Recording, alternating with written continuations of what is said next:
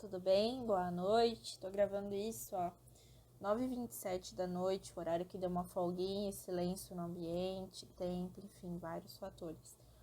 Mas resolvi não protelar mais em gravar isso, até porque se deixar, eu vou gravar isso muito tarde, e aí já vai ter passado esse alvoroço de recém, de recém-prova, segunda fase, e aí nem vai ser mais útil esse vídeo. Na realidade, esse vídeo que eu tô gravando é específico para aquele tipo de pessoa que gosta de escutar várias opiniões sobre a mesma coisa, né? Então, eu sei que muita gente, às vezes, assiste diversos comentários, diversos professores comentando sobre a prova, né, para ver se às vezes algum fala exatamente o que a pessoa colocou, porque ela não escutou com as mesmas palavras que ela colocou ninguém falar, e aí ela fica preocupada, será que eu pontuei, será que não? Mas eu já de antemão falo para vocês, não se apavorem antes de receber o espelho com a nota, porque só com isso é que você vai poder, de fato, verificar, lembrar nos exatos termos o que você escreveu, e verificar também, né, se às vezes você colocou alguma coisa, passou batido pelos olhos do examinador e você não pontuou, aí vai ter que fazer um recurso para mostrar, ó, tá na linha tal, critério, né? Então, assim, eu sei que é muito cômodo para mim falar isso, mas se possível, aguardem, senão vocês vão ficar desesperados com antecedência sem saber o fato concreto, a preocupação real, que às vezes sequer existe, sequer tem fundamento para existir. Então, calmem. O mais importante, quem fez a prova agora domingo, você fez. Você foi lá, você fez a sua parte, num ano totalmente atípico como foi 2020, né? Quando tinha motivos para desistir, né? Muitas pessoas com seus motivos super respeitáveis adiaram pro ano que vem fazer essa prova, aí inscritos aí sob o novo edital, né? E vocês resolveram fazer por algum motivo. Então, vamos torcer que fizeram um trabalho excelente, independente do resultado, tem que estar com isso muito consciente. Foi um ano atípico e mesmo assim eu fui lá e fiz, tá? Então, com essa tranquilidade no coração, vamos dar uma olhadinha nessa prova? Então, gente, o que eu achei dessa prova? Fácil. Mas pra mim é cômodo falar que foi fácil? Eu vou dizer pra vocês porque foi fácil. Primeiro que assim, meu critério de fácil. Já caiu uma das 7 principais peças de tributário, que não são só 7. Se caiu uma das 7 principais, pra mim já começou com o pé direito. Por quê? Eu, Beatriz, considero as 7 principais de tributário fáceis. Eu prefiro muito mais fazer uma anulatória, que foi o cabimento dessa peça aí. Prefiro muito mais fazer uma anulatória do que fazer um recurso. Mil vezes. Mil vezes. Mas eu sou Beatriz, né? Tem gente que preferia que caísse um recurso do que essa peça que foi objeto deste exame, tá? Mas eu considero o nível de dificuldade mais fácil, tá? E aqui, por que eu achei que foi fácil? Primeiro, a banca colocou aqui, né, essa história da locação de veículos automotores, matéria de súmula vinculante 31 do STF. Se já teve problema com a própria incidência do tributo, o próprio auto de lançamento já tem vício. Aí foi onde que saiu a tese do 142 do CTN, né? Então, se eu fiz um lançamento de algo que sequer tem incidência tributária, já tá tudo errado por aí. Depois, a banca gritou aqui para você o problema aqui da multa, né? 200%. Então, escancarou. Se ela colocasse 150, o pessoal ainda ia ficar na dúvida, ou 100, né? Mas 200, ela gritou assim, vedação ao confisco, né? Tributo não pode ter efeito confiscatório.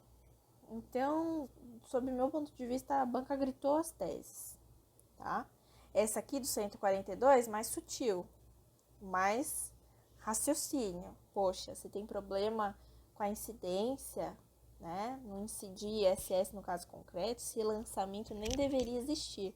Portanto, tem vício. Mas única e exclusivamente o esforço intelectual para isso, né?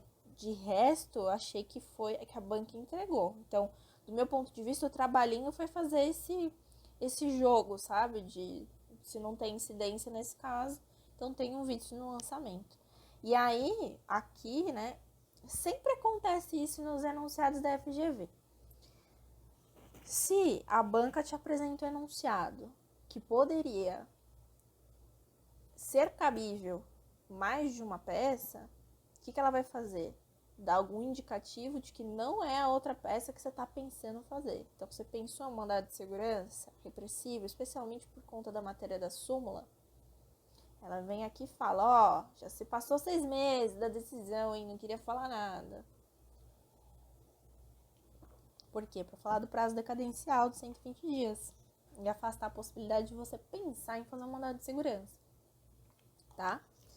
E aí, sem prévio depósito, excluindo aí a possibilidade de você cogitar depósito do montante integral para suspender a exigibilidade do crédito tributário. Embora eu acho que não há necessidade de ter dito isso, porque a gente sabe que a gente só coloca depósito do montante integral como hipótese de suspender a exigibilidade do crédito, uma vez que o enunciado apresenta que o contribuinte tem essa condição. Senão, a gente sempre faz o melhor para o contribuinte, pede tutela, fala que tem risco, fala que tem fumaça do bom direito, perigo in mora, enfim, tá? Mas ok, a banca já se adiantou, ó, nem pense em depósito, hein? Sem prévio depósito. 6 meses, afastando o mandado de segurança, uma ação anulatória, quer tirar o débito, né? Falou que a execução fiscal não foi ajuizada, naquele raciocínio para você excluir hipótese de exceção de pré-executividade, embora nesse caso não seria cabível embargos à execução fiscal, né? Se fosse o caso. E lembrando que mesmo com o ajuizamento da execução fiscal, cabe ação anulatória. Tem entendimento do STF sobre isso. Né? Inclusive, a gente faz isso muito na prática, quando o contribuinte não tem matéria de ordem pública para arguir, em exceção de pré-executividade, e muito menos condições de garantir o juízo para embargar. Tá? Mas então, considerei que o nível da peça foi fácil. E vocês? Me digam aí nos comentários o que vocês acharam, se tem alguma dúvida, tá, específica, que eu não esclareci no vídeo. Assistam o vídeo, por favor. Tenham consideração em assistir o vídeo antes de fazer pergunta. Por favor. Tô gravando isso aqui, né, pra vocês, com muito amor, com muito carinho. Façam o mesmo por mim. Vamos lá. Questão do Marcos. Ó, essa também eu achei bacana. Achei bacana. Vamos lá ver o que é bacana. Marcos dos Santos, em grave dificuldade financeira, embora tenha entregado a declaração de ajuste anual do imposto de renda, no último dia de abril de 2018, não pagou o imposto de renda devido, cujo valor era R$22 mil. Carinho, hein? Em agosto de 2018, o débito foi devidamente inscrito em dívida ativa e em dezembro do mesmo ano foi proposta a execução fiscal contra ele. Marcos é proprietário apenas do imóvel em que reside, não tendo outros bens ou rendas suficientes para pagamento da dívida inscrita. Gente, não tá falando pra vocês, tipo, judiação, apenas o imóvel em que ele reside. É justo. E ainda deixou claro aqui, né, imposto de renda. A gente sabe que IPTU, por exemplo, sem desculpinha. E aí, gente? Empenhorabilidade, né? O referido imóvel responde pelo pagamento desse crédito tributário? Não, empenhorabilidade. Então, eu não achei isso difícil. É uma boa pesquisa no VAD lá na hora, se não soubesse. Eu acho que dava pra pesquisar no CPC, no Código Civil, né? Eu acho que não estava difícil. Se Marcos tivesse um imóvel, um automóvel para lazer e efetuasse a doação do automóvel antes da inscrição em dívida ativa, mas após o vencimento do tributo poderia ser presumida fraudulenta a doação. Aqui, gente, fraudulento. Aqui é importante a gente... aqui estava um pequeno detalhe. Quando a banca coloca, entre parênteses, mas após o vencimento do tributo, ela já colocou uma pulguinha na sua orelha. Atrás da sua orelha, né, que se fala. Pulga atrás da orelha. Em que sentido? Olha, foi antes da inscrição em dívida ativa, mas depois que o tributo venceu, hein? Será? Tributo vencido, ele doou. Aí qual que seria a tua iniciativa? E correr lá por volta ali do artigo 185, você ia achar lá que precisa da inscrição na dívida ativa, tá? Para se presumir, tá? Para se presumir. É como se a banca tivesse pegado a redação do artigo e transformado em uma questão. É por isso que eu falo a importância de você explicar e entender o que está acontecendo. Porque se você joga o artigo lá, primeiro, a mera citação do dispositivo não pontua. Segundo, nas questões, a pontuação da fundamentação legal é geralmente 0,10. O que manda mesmo é a fundamentação. A banca quer saber se você realmente sabe. Então, mesmo que seja muito difícil fundamentar sem transcrever o artigo, porque a redação do artigo é muito parecida com a resposta, dá uma fundamentada. Isso a gente aprende lá na segunda fase, a responder questão. Com raciocínio, com estratégia. Eu acho que foi chuchu essa questão. Agora, essa aqui foi assim, ó. Eu vou colocar um monte de data para deixar o cara perdido. O cara, a garota, né? Vou deixar ele perdido. Eu já coloco um monte de data, a pessoa já olha a questão, putz, lascou. Vai cair prescrição, decadência. Me lasquei, né? Mas vamos lá. Sociedade Empresária ABC, deixa eu pegar o marca-texto aqui. Sociedade Empresária ABC realizou em 10 de 1 de 2014 fato gerador de um tributo sujeito a lançamento por homologação. Qual a importância de saber o lançamento do tributo? A contagem das datas é diferente do lançamento por homologação para o lançamento de ofício, por ofício, né? O prazo final para a entrega da declaração em pagamento era 10 de 2 de 2014. A empresa nem entregou a declaração, nem pagou o tributo devido. Qualquer semelhança com a prática é mera coincidência. Em razão disso, o fisco, em 5 de 2 de 2019, realizou o lançamento de ofício do tributo devido, notificando o contribuinte em 15 de 2 de 2019 para impugnar ou pagar o débito em 30 dias. A sociedade empresária, no entanto, nem pagou, nem impugnou, ou seja, né, essa sociedade está nem aí. Nem pagou, nem impugnou administrativamente tal lançamento. Deixa a vida me levar. O débito é escrito em dívida ativa e em 10 de 6 de 2019 é ajuizada a ação de execução fiscal contra ela, com o despacho do juiz ordenando a citação em 30 de 6 de 2019. A sociedade empresária, ao fazer sua defesa em embargos à execução fiscal, alega que o direito de lançar aquele crédito já havia sido alcançado pela decadência, pois nos termos do artigo 150, parágrafo 4º CTN, aplicável aos tributos sujeitos a lançamento por homologação, já havia transcorrido mais de 5 anos entre a data do fato gerador e o lançamento efetuado pelo fisco. Tem razão a sociedade empresária em sua alegação? Gente, aqui, qual que é o detalhe importante? De novo, matéria de súmula. Então, assim, gente, se não tem a exceção na legislação, a gente sempre encontra uma exceção em súmula, né? E esse que sempre é o perigo. Por isso que não é muito difícil de prever algumas coisas que a banca gosta, né? Matéria de súmula, exceções, certo? Porque daí elimina o cara que só fica aprendendo o basicão e pega aquele cara que se preparou de fato. Então, assim, aqui a gente tem um tributo sujeito a lançamento por homologação, cuja regra de contagem do prazo decadencial está prevista lá no artigo 150, parágrafo 4º do CTN. Mas aqui o amigão não queria nada com nada, né? Então aqui não declarou, não pagou, não impugnou administrativamente, deixa a vida me levar. Só veio aqui, ó, aparecer, né? O bonito só veio aparecer nos embarques da execução fiscal. Então aqui a gente tem a aplicação da súmula 555 do STJ, ok? De modo que, nesse caso, o contribuinte não declara, não paga, não faz nada, o fisco tem que tomar a iniciativa. Qual é o lançamento que o fisco toma a iniciativa? Ele faz tudo? Lançamento de ofício, contagem do 173, inciso 1º do CTN.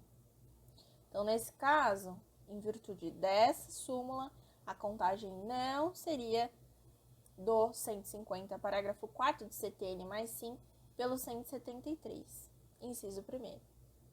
Veja que, do meu ponto de vista, esses três, numa resposta bem completa, estariam na resposta da tua alternativa A.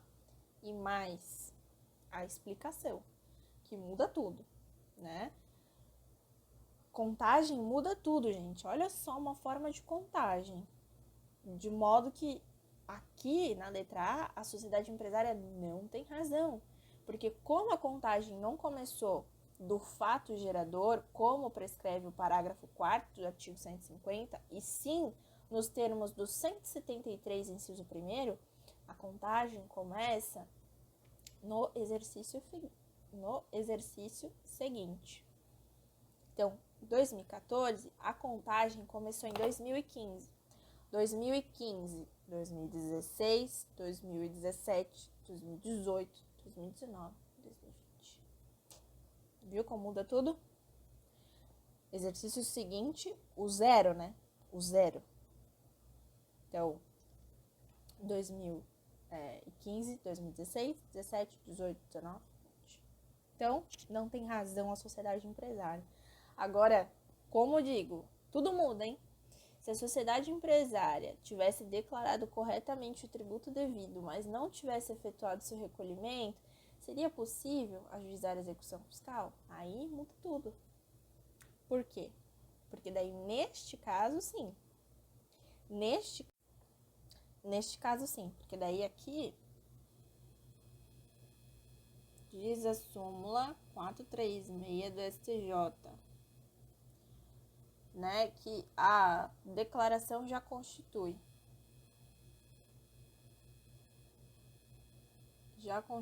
o crédito.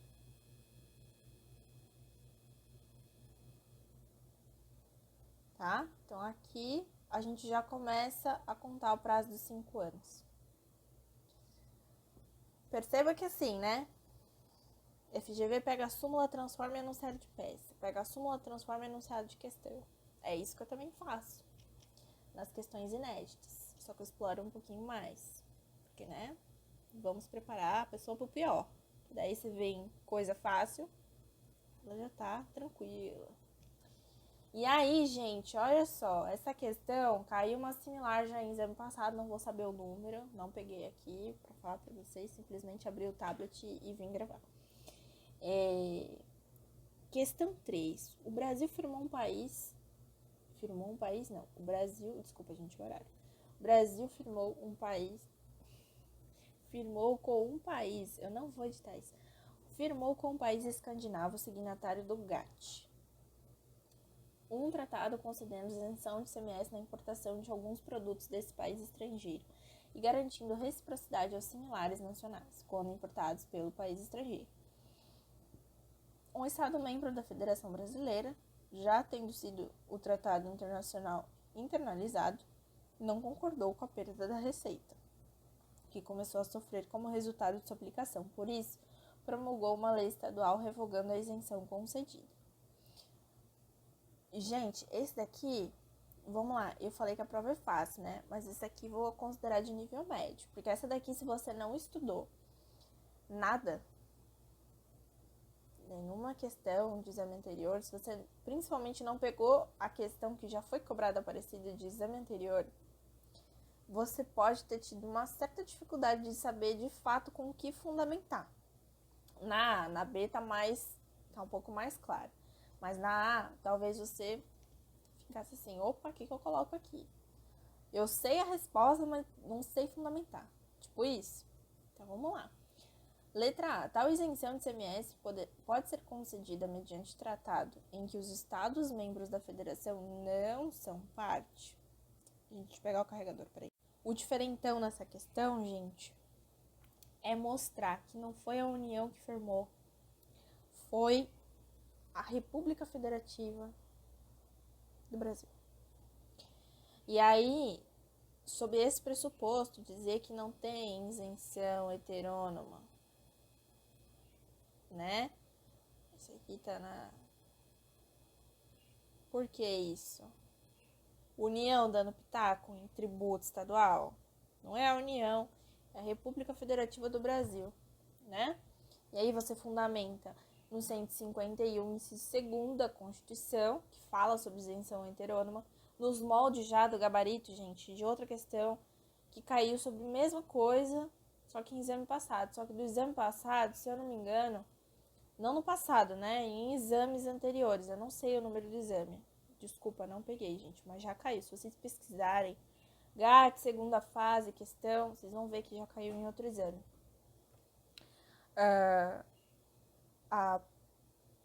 O gabarito daquele outro exame, naquela outra oportunidade, que eu me lembro, não tinha cobrado a súmula 575 do STF, que fala... Nossa, meu 5 saiu parecendo um S. Que fala exatamente dessa possibilidade de estender a isenção à mercadoria quando importado, né? Desde que o país seja signatário. Então, essa daqui tinha que pensar um pouquinho na fundamentação, porque, como eu disse para vocês, a citação do artigo da súmula 010, por aí. O que manda mesmo, o carro-chefe é você falar, ó, não foi a União que estava lá. A República Federativa, né, o chefe do país foi lá fazer a bagaça. E depois aqui na B, eu achei um pouco mais fácil do que a A. Por quê? Sendo ICMS um tributo de competência estadual, lei estadual superveniente pode revogar a isenção concedida por um tratado internacional? Aí você fala, vai lá no CTN, na parte de vigência, né? Tratado, ele tem o mesmo tratamento, então não pode vir uma mera lei estadual superveniente revogar a isenção concedida por um tratado internacional. Com todas as especificidades do ICMS, eu achei que essa questão foi a única pitadinha de dificuldade dessa prova. Tá? Beatriz. Minha opinião é relevante? Não muito, mas eu tô comentando, né? Eu tenho que comentar o que eu acho. Vamos lá, questão 4. Autarquia municipal responsável pelo serviço de coleta de lixo envia Marco Silva, possuidor em vias de uso capira imóvel. Ó, gente, eu vou explicar uma coisa pra vocês que eu falo muito para o pessoal da segunda fase aí, ó. Possuidor em vias de uso capir imóvel situado no município X. Tipo, assim, se ele paga as contas dele, se ele vai na feira, se ele... Né, pra que a gente precisa saber? Mas eu entendo também que a banca coloca isso em vias de uso capir. Ah, peraí. Então, se ele vai usar o capir, só quando ele usa o capir, ele vai ser proprietário, aí só ele paga IPTU. Ah, tá bom. Carnê de cobrança da taxa de coleta de lixo proveniente de imóveis por força de delegação feita regularmente pelo referido ente municipal. Marcos insurge-se contra a cobrança, alegando que somente o município, na qualidade de ente federado, poderia cobrar tributos, bem como o fato de que não seria contribuinte dessa taxa por ser mero possuidor do imóvel, devendo a cobrança ser feita diretamente ao proprietário. Gente, essa matéria é uma das primeiras, assim, da parte material de curso tanto de primeira fase quanto de segunda fase, né? A gente vê isso de forma mais específica na primeira fase. Na segunda fase a gente só relembra. Mas, né, competência tributária de capacidade tributária ativa, gente. A autarquia pode realizar a cobrança? Pode, porque a gente só delegou a cobrança. O município X ainda é o responsável por delegar a cobrança, mas o município X ainda é o responsável por instituir, né, os tributos em questão. Ele só delegou para a autarquia a cobrança, né? Lembrando que é o que acontece, por exemplo, com o INSS. A fiscalização, cobrança, enfim, a competência ainda é reservada ao ente federativo correspondente, que está designado como competente, né, como detentor da competência tributária constitucional. E o mero possuidor pode ser contribuinte dessa taxa? Aí era só caçar lá a redação, né, do IPTU, e vocês iam ver que possuidor também é contribuinte, é sujeito passivo. E aí vocês poderiam utilizar a fundamentação do CTN para sujeito passivo, 121, inciso 1º, salvo engano. Poderia, e no meu caso eu ensino sempre a fazer de forma mais completa, então citar o 32 do CTN, com 156 da Constituição, inciso correspondente ao IPTU, salvo engano é o primeiro, não me recordo agora, são quase 10 horas da noite, a gente dá um desconto. Da alternativa A, diferenciação, né, o artigo 7º do CTN, a gente poderia colocar isso na fundamentação. E essa foi a prova, gente. Lembrando, questão de pontuação, geralmente nas questões 0,10 a fundamentação legal, o dispositivo legal, a súmula, e o que manda é realmente a fundamentação. Então, por exemplo, aqui na artigo 7º do CTN, por exemplo, deve ser cobrado com 0,10 e o resto dos 0,55 de você justificar o porquê que aquilo, enfim, porquê que a autarquia pode realizar a cobrança, tá? Na peça, parte de endereçamento, até, por exemplo, a qualificação da parte contrária, 0,10 do endereçamento, qualificação 0,10, cabimento 0,30. Nestes termos, perde deferimento mais 0,10. O resto, a fundamentação, eu não sei qual a pontuação, mas geralmente não foge muito do que acontece com a questão. Você desenvolveu o tópico, é o que é mais pontuado, e a citação do dispositivo é com uma cobrança menor. De modo que, Bia, esqueci o artigo, mas eu expliquei. Eu falei aquilo. Do meu ponto de vista, tá ok. Você pode perder 0,10 de não ter citado dispositivo legal, mas se a fundamentação tá lá, se a explicação tá lá, você vai ter a pontuação correspondente. Se o inverso acontecer, esqueci de fundamentar, só coloquei o artigo lá. Pode ser que só receba a pontuação do dispositivo. Se o examinador verificar que tem contexto das coisas que você falou com o artigo que você colocou, se jogou, simplesmente não pontua. Tá? Se jogou, simplesmente não pontua. Sem contexto, não pontua. Agora, se teve um contexto e você colocou ele dentro de um contexto, vai ter pontuação, tá? Isso aqui é comentários meus, né? Lembrando, o que é o oficial? É aquilo que você verificar no seu espelho de resposta depois, com a pontuação certinha, bonitinha, tá bom? E aí, surgindo dúvidas lá, vocês podem me chamar aí no direct. Na medida do possível, eu vou tentar atender vocês, tá bom? Mas digam aí nos comentários se tem alguma dúvida, se quer que eu comente de algo específico, tá bom? E boa sorte pra vocês. De novo, pense, pelo menos vocês foram lá e fizeram a parte de vocês, tá? Não tô desmerecendo quem optou por fazer ano que vem, nada disso. Mas acho sim que tem que ser parabenizado a iniciativa de ter optado em fazer esse ano com todos os trancos e barrancos de um ano totalmente atípico como foi 2020, gente. Tá bom? Beijo no coração de vocês. Fiquem bem. Fiquem bem. E vamos que vamos, gente. Até a hora de sair o resultado dessa prova. Um abraço.